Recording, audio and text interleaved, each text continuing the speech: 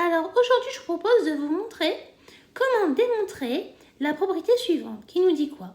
Soit A un entier relatif, un multiple d'un multiple de A est un multiple de A. Comment on montre ça?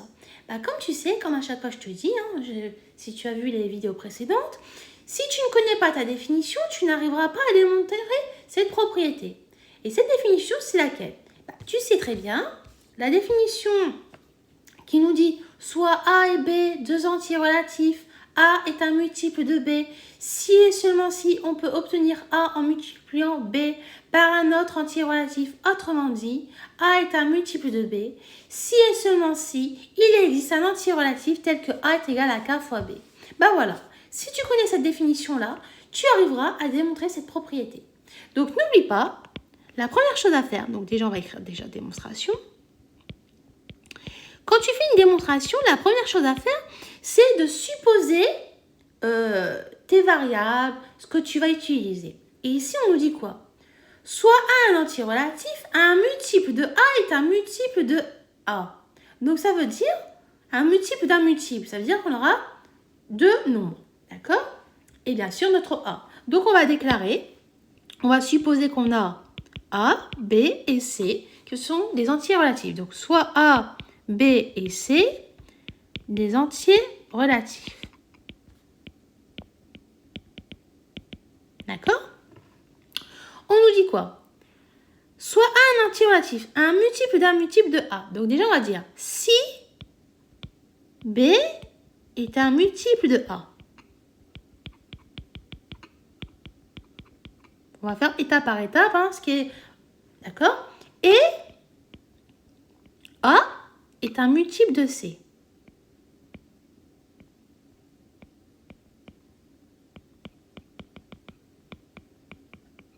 D'accord? Alors, comme tu sais, on va utiliser la définition. Alors, il existe deux entiers, K et K', tels que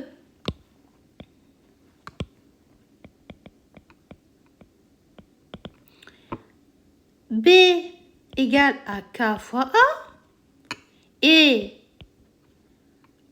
A égale à K'C. Donc là, on a juste appliqué la définition de notre cours. C'est la première définition de ton cours. Donc, on a juste appliqué ça. D'accord? Et nous, on nous dit quoi? Un multiple d'un multiple de A est un multiple de A. Donc, tu sais très bien que là, on a quoi? On a alors... Regarde. On sait que B est égal à KA. Or, on sait quoi d'autre? On sait que A est égal à K'C. Donc, ça veut dire qu'on peut remplacer notre A ici par K'C.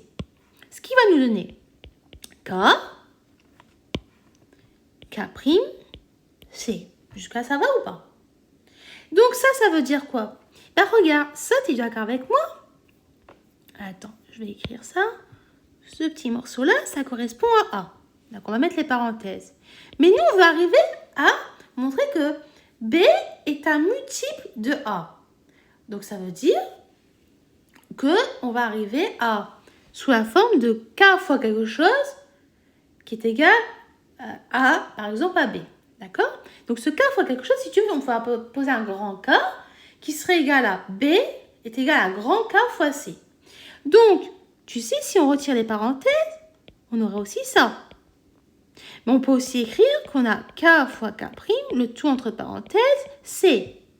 Or, on sait quoi? On sait que K fois K', ça appartient aux entiers relatifs. Donc, on peut dire quoi? Donc, B est un multiple de C. Voilà. Donc là, on a démontré notre propriété qui nous dit soit A un entier relatif, un multiple de A est un multiple de A. Voilà. On a juste démontré la propriété. D'accord? Donc j'espère que cette vidéo t'a été utile et que tu as pu comprendre les explications et comment démontrer cette propriété.